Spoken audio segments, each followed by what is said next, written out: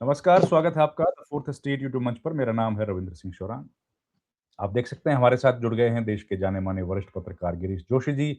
और गिरीश जी से हम लोग बातचीत करेंगे, इकोनॉमी के बारे में बातचीत करेंगे, फॉरेन रिलेशंस के बारे में, ट्रंप के बारे में, चीन के बारे में और हिंदुस्तान के बारे में भी। गिरीश भाई नमस्कार, बहुत-बहुत स्वागत है आपका। धन्यवाद शरण जी।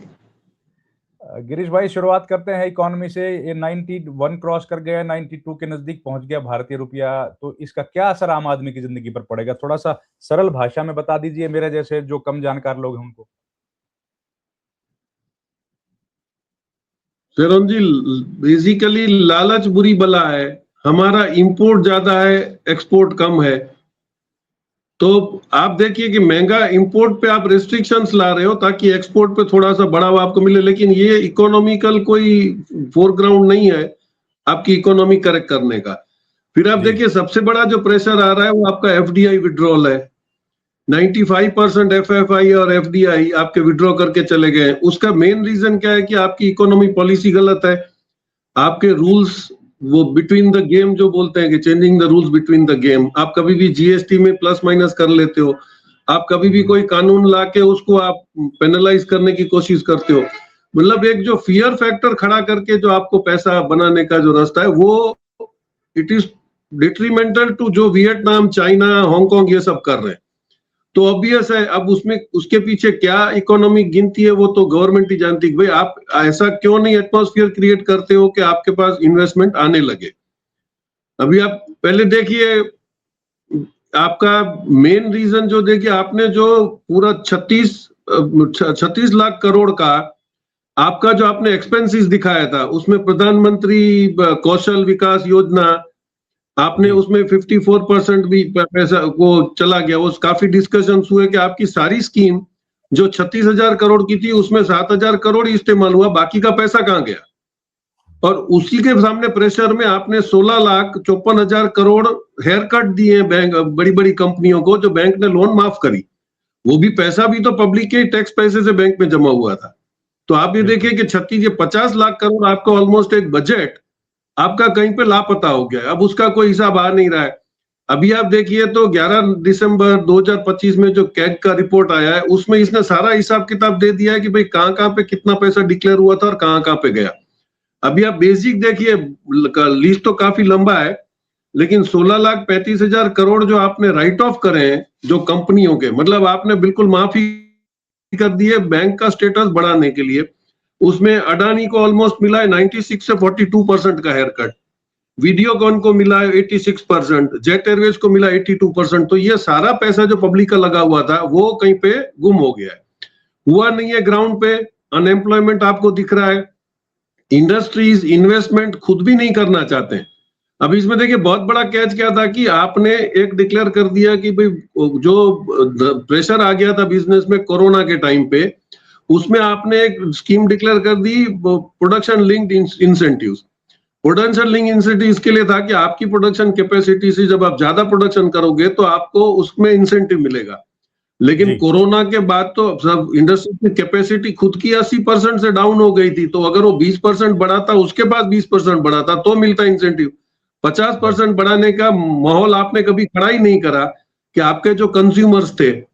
तो ये इनकी जो पॉलिसियां हैं उसमें हिडन एडवांटेज ये है कि इसमें कैसे पैसा बनाया जाए, कैसे इसमें मिस रिप्रेजेंटेशन हो। और सबसे बड़ा धक्का आपको क्या लगा कि एक कंपलसरी सोशल रिस्पॉन्सिबिलिटी का 2% सीएसआर का एक रूल बनाया गया था कि जो कंपनी अपना टर्नओवर करती है उसका 2% वो जिस एरिया में कमाती है उसमें वहां पे वो सोशल वेलफेयर में यूज करेगी।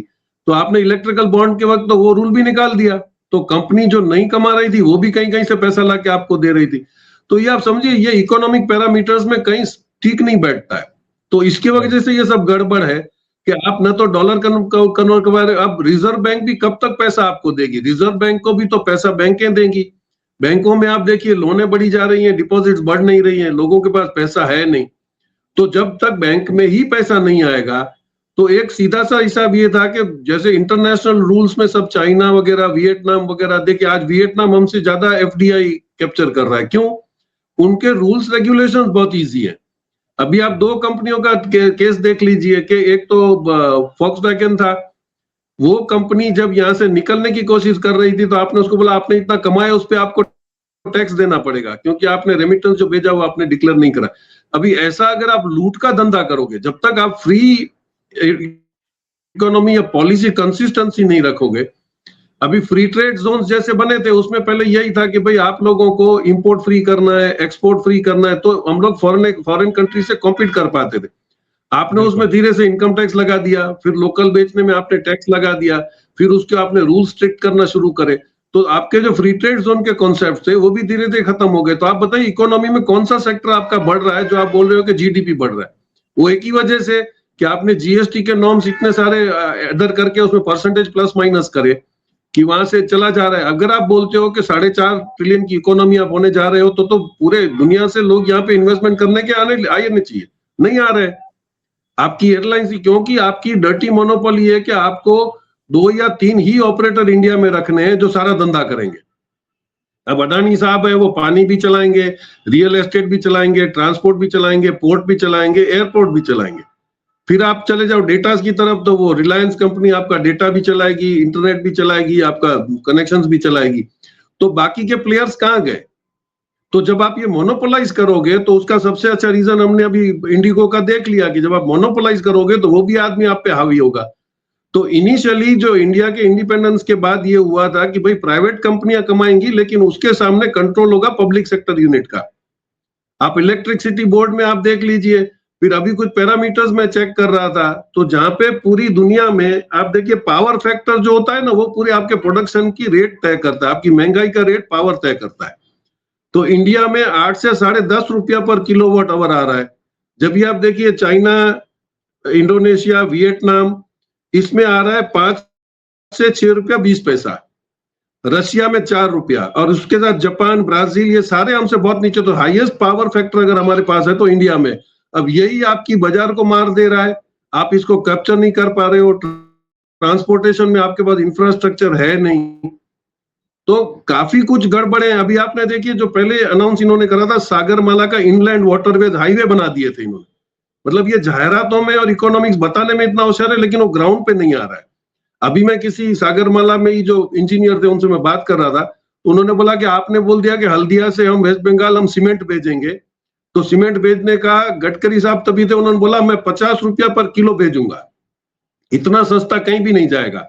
तो जब हम उनसे पूछा तो बोले पहले मर्क्स वाला आया था, मर्क्स को आपने इनवाइट किया, वो फॉरेन कंपनी, बहुत पावरफुल कंपनी है, तो मर्क्स ने बोला कि उसमें मैं आपको हेल्प तो करूंगा, लेकिन इसमें दिक्कत कहां पर है कि भाई उसका जो फ्रेट है वो आप पहले मेरे को ड्यू डिलीजेंस करके बताओ कि फैक्ट्री से पोर्ट तक आने का खर्चा कौन देगा, और वहां पे पहुंचने के बाद वहां से फिर कंज्यूमर तक पहुंचने का खर्चा कौन देगा, उसके आपको वर्किंग नहीं था। तो उसने बोल दिया ये तो ठीक है, फिर यहाँ से मैं सीमेंट लेके जाऊंगा, रिटर्न में मैं मच्छी लेके आऊंगा, अगर कहीं बाज डूब गया तो आप तो लाखों करोड़ रुपए मेरे पे पेनल्टी डाल दोगे, उसके लिए आप उसमें कुछ इनकॉर्पोरेट करिए। वो नहीं हुआ तो मार्क्स चला गया, और आज इंटरलैंड हाईवे का आपका क्या हालत है सब जानते हैं।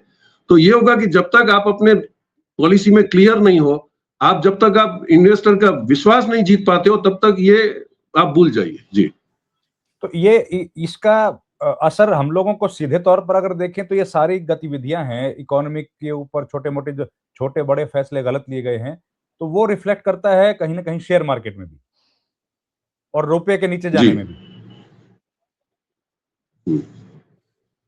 ऐसा है क्या? नहीं, शेयर मार्केट में तो आप देखिए ये एक अलग सा ही खेल है। अभी आप देखिए 6-8 महीने पहले रिजर्व बैंक ने और सेबी ने एक जॉइंट स्टेटमेंट दिया था कि 75% of the players in the market are manipulators. ये वो लोग हैं जो मार्केट इन्फ्लुएंस करते हैं, वो लोग अपनी बाजार अपनी कमाई के लिए तय करते हैं। ओरिजिनली जो इन्वेस्टर है वो तो कैसे इन्वेस्ट करता है कि वो पहले कंपनी का प्रोफाइल पढ़ेगा, उसके जो आप बता रहे हो प्रोजेक्शन दे रहे हो सही है कि नहीं, लेकिन यहाँ पे तो है माउथ टू माउथ की एडवर्टाइजमेंट हो रही है। शरण जी, आपने कभी किसका शेयर लिया? आप बोल दो ये ले लो ये बढ़ेगा, तो पब्लिक ने लेना शुरू कर दिया। फिर यहाँ पे जो शेल कंपनीज इनकी फॉरेन में बैठी हुई हैं वो भी इन्फ्लुएंस कर रही हैं। आप हिंडनबर्ग के बाद देख लो कि 6-8 महीने में अडानी रिकवर कर गया क्योंकि बाहर से पैसा आने लगा। तो पब्लिक ये नहीं देखती है कि कौन पैसा डाल रहा है, लेकिन क्योंकि ये शेयर बढ़ रहा है और फिर आपके कुछ गोदी चैनल वाले हैं वो भी आपको मार्केट इन्फ्लुएंस करवा देते हैं कि अभी आप वो 2-4 एक्सपोर्ट आ जाते हैं, वो 2-4 कंपनियों के नाम दे देते हैं और फिर आप तो शेयर मार्केट को इससे डायरेक्ट अगर आप लिंक करने जाओ तो practically there is no connection. अभी सारे वो मार्केट इन्फ्लुएंसर्स है, वही चला रहे हैं, वो अपना कमाते हैं और वो निकल जाते हैं, आपका उसमें कुछ भी फायदा नहीं हो रहा है। तो यही हो रहा है कि जब सब जगह से झूठ चल रहा है तो ओरिजिनल मार्केट पे इकोनॉमी प्रेशर आएगा, क्योंकि इकोनॉमी अपने रूल्स तो नहीं तोड़ती है, वो अपने सिद्धांत से ही चलती है। जी बिल्कुल ठीक बात। और तो अभी हम लोगों को ये